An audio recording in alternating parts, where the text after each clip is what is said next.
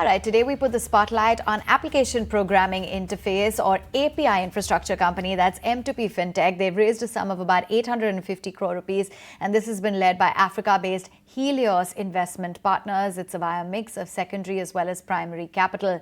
Let's find out what this takes the valuation to, what the fundraise will be used towards, as well as the long-term growth plans for M2P Fintech. And we've got the founder, Mr. Madhusudanan R, now joining us in the studio. Thank you so much for taking time out. So there's market expansion, there's inorganic growth, lots of opportunities. What do you plan to do with the 850 crores raised? Thank you, Avani. Thank you for having me on the show. So we've been, we've been running the business for almost 10 years. And, we've realized that a lot of the work that we are doing in India, more particularly around, how well India has actually played the whole retail payment systems. A lot of markets are looking up to India to really innovate and bring new products and new capabilities to their customers. So when we go out, we see a tremendous opportunity to actually build products and capabilities that can serve a variety of different markets that are very similar to India from a demographic profile standpoint, but they also end up becoming markets where some of these products can be offered more meaningfully well. So therefore, a lot of the capital is essentially going into building new capabilities and really going after and creating new markets for us. So speaking of new markets for you guys, international markets, how much does that contribute? Which are the geographies that you're present in, and how will you look to scale up there? So yeah, the international foray has been about 3 or 4 years. Okay. We started just after COVID, and last fiscal year, which is FY24, we closed at about 40% of our revenues came from international markets. India continues to be a very important driver of our revenues. And we do believe, given the fact that some of these markets are early in our journey, over the next 2-3 years, that could flip from a 40-60 to a 60-40. And that's how we see that going.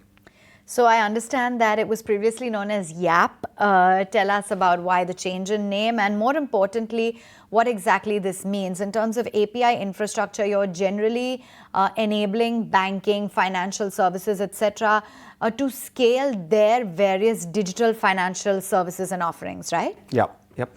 So, I mean, when we started out, obviously, 10 years ago, things were not as clear as it is today in terms of fintech and what our business could mean to the world.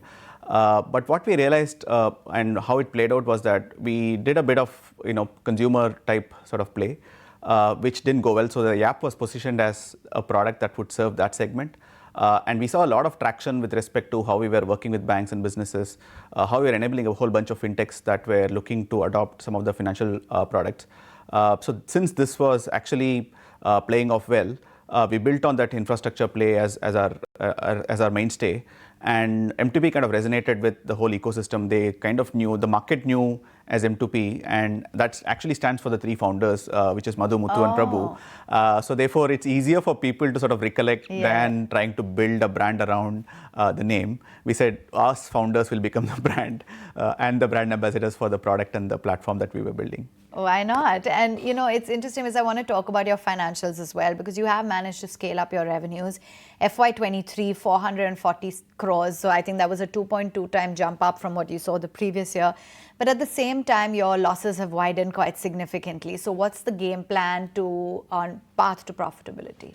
Yeah, so I think 2 parts here. One is the fact that a lot of times, when we raise capital, we went through this whole process of inorganic growth. We acquired about half a dozen companies. Yeah. So a lot of that integration, beefing up the teams, a lot of time and energy and resources were spent in the last few years, really helping those business lines scale up. Therefore, we had to spend a lot on the growth. But over the last year or so, we have been able to scale down some of that losses. In the last fiscal, the last 2 quarters, we were actually cash flow profitable. We expect FY25, the current financial year, to be fully profitable for us, and we start generating revenue. Hopefully, that sets the stage for us to start thinking about going public in the next few years. Speaking of going public, what is the timeline that you're looking at? Do you have some specific goal or metric that you want to hit and then go public? Are you ready for it, given the current market conditions? Yeah, I mean, if you just look at the markets, it feels like we should do it today. But I think as an organization, we just need to sort of mature into how we could face the public markets. I think we are going through that process in terms of strengthening our leadership team, getting our act together with respect to how we should communicate and message out what the business is. Because one of the things that we have realized is that even in the private markets, when we went out the first time, the financial investors did not understand our business. So we remained bootstrapped for 5 years because investors would not give us money because they didn't understand the business. So the learning from there is to really, go out even before we think of going public, really socialize the business, build, some level of credibility into what we are doing before we really actually sort of pursue public market as an option.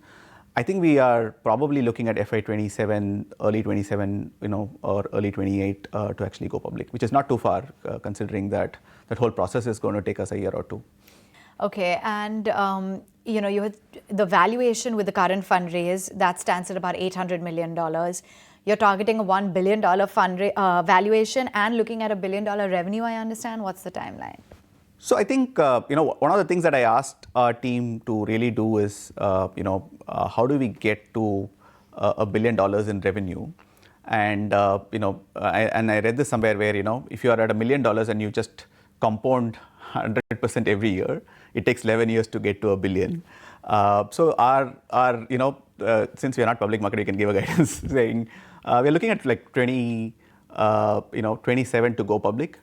Maybe 3 or 4 years down the line, we should at least, we should at least take 3 or 4 years to get to $1 billion in revenue, which is not too far from where we would be at from a public market standpoint. Yeah. And you spoke about those multiple acquisitions that you've made. How are they boding for you so far? Are there any more on the anvil? Yeah, I think we have, one of the things that we learned is to really look at inorganic as as an accelerated manner in which we could grow the business. Because in B2B businesses, you don't really, you cannot use capital for going and acquiring customers, unlike a B2C business where you can invest in marketing to really grow. So when we looked at adjacencies to what we were doing, a lot of ideas that we could sort of draw out and say, maybe we are better off going out and acquiring an existing business because there is a certain degree of execution that they would have done, which we could sort of build on. So therefore, we went on that acquisition spree simply because we had those gaps that existed. But we continue to pursue inorganic as a way to actually grow that business. So we are all constantly looking at 3 or 4 deals. We have a very small team that looks at every asset that comes in the way. So when it happens, right? So we are not shying away from new acquisitions. And what's the long-term growth plan? How do you see the company scaling? So yeah, so I think we are well on our way to about $200-250 million in revenue in the next 2-3 years, which is when we would become a good candidate from a public market standpoint, and continue to sort of build out. I think we are at a point more at a macro level, not just at M2P, but businesses that are building out, in India and building out for the world. We actually have a very, very sweet spot where at least for the next decade, the growth is sort of uncapped. So therefore, I truly believe that there would be like 4 or 5 companies like ours which will come out of India in the next 5 to 7 years, and each of them will truly become multi-billion-dollar companies in their own right.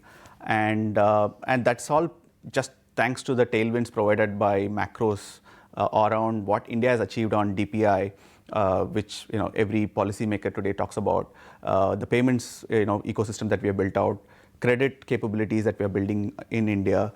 So a lot of those are providing the tailwinds required to actually go out and do that. And our demographic dividend actually helps make the case, right? So most of the Middle Eastern markets, for example, is a tiny little portion of what an Indian city is, right? So in terms of their population scale. So therefore, if you've built for India and actually scaled, everywhere else in the world is a small fraction of what we are doing actually in India, right? So that makes our job a bit more easier. All right. Thank you so much for joining in and wish you all the very best on your journey ahead. Thank you, Avani. Thank you so much. Pleasure talking to you. There comes a time when your heart calls for you to arise. Plant your feet solid into the ground. Decide your own limits. And then break right through them. Become something more. It's my time to rise.